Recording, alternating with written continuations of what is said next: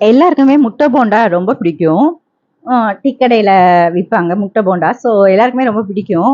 ரொம்ப ஈஸி தான். எப்படி பண்றதுன்னு பார்க்கலாம்.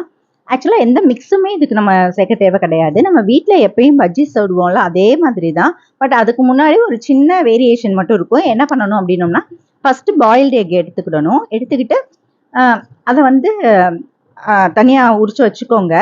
அ பேன்ல வந்து ஆயில் சேர்த்துட்டு 1 ஸ்பூன் மிளகாய் பொடி, 1/2 ஸ்பூன் மஞ்சப்பொடி, அடுத்து கரம் மசாலா ஒரு 1/2 ஸ்பூன். இத 3யும் வந்து சிம்ல வச்சு, அதாவது ஸ்டவ்ல வந்து லோ ஃப்ளேம் உள்ள ஒரு ஸ்டவ் இருக்கும். ஹை ஃப்ளேம்ல ஒரு ஸ்டவ். ஹை ஃப்ளேம்ல வச்சீங்கன்னா, உடனேவே ரெடி ஆயிரும். ஸோ உடனே நீங்க இந்த முட்டையும் போட்டு லைட்டா ஒரு கிண்டிட்டு இறக்கிருங்க. இறக்கிட்டு இப்ப இந்த போண்டா செய்யறதுக்கு மாவு எப்படி மிக்ஸ் பண்ணணும்னு சொல்லி பார்ப்போம்.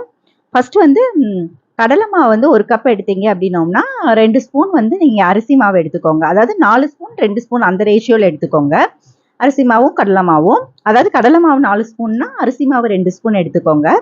அதுல ஃபர்ஸ்ட் வந்து உப்பு தேவையான அளவு சேர்த்துக்கோங்க. மிளகாய் பொடி 1 ஸ்பூன். அடுத்து வந்து ஓமம் வந்து நசுக்கி போட்டுக்கோங்க. அடுத்து ஜீரகமும் நசுக்கி போட்டுக்கோங்க. அடுத்து பெருங்காயம் வந்து ஒரு 1/4 ஸ்பூன். ஒரு பிஞ்சு பேக்கிங் சோடா. அடுத்து வந்து லாஸ்ட் மிக்ஸ் பண்ணிட்டு ஆயிலும் தண்ணி சேர்த்துட்டு லாஸ்டா அந்த ஒரு இட்லி மாவு கன்சிஸ்டன்சி வரணும். அதுக்கப்புறம் 1 ஸ்பூன் வந்து ஆயில் சேர்த்து நல்லா மிக்ஸ் பண்ணுங்க. மிக்ஸ் பண்ணிட்டு இப்போ வந்து நம்ம இந்த எக் பண்ணியிருக்கோம்ல, அந்த பாயில்டு எக் அதை ஹாஃபா கட் பண்ணிட்டு இதுல போட்டு ஆயில்ல போட்டு இதை நல்லா எல்லா சைடுமே மாவு இது பண்ற மாதிரி ஸ்ப்ரெட் ஆகுற மாதிரி நம்ம வச்சுட்டு ஆயில் நல்லா ஃபர்ஸ்ட் வந்து ஃபுல் ஃப்ளேம்ல வச்சு ஆயிலை ஹீட் பண்ணிட்டு லோ ஃப்ளேம்ல மாத்திட்டு இந்த போண்டாவை போட்டு கொஞ்ச நேரம் 2 பக்கமே நல்லா வேகிற வரைக்கும் கொஞ்ச நேரம் வெயிட் பண்ணி திருப்பி போட்டு எடுத்தோம்னா முட்டை போண்டா ரெடி. பிடிச்சிருந்தா லைக் அண்ட் ஷேர் பண்ணுங்க, ஃபாலோ பண்ணிக்கோங்க. தேங்க்யூ.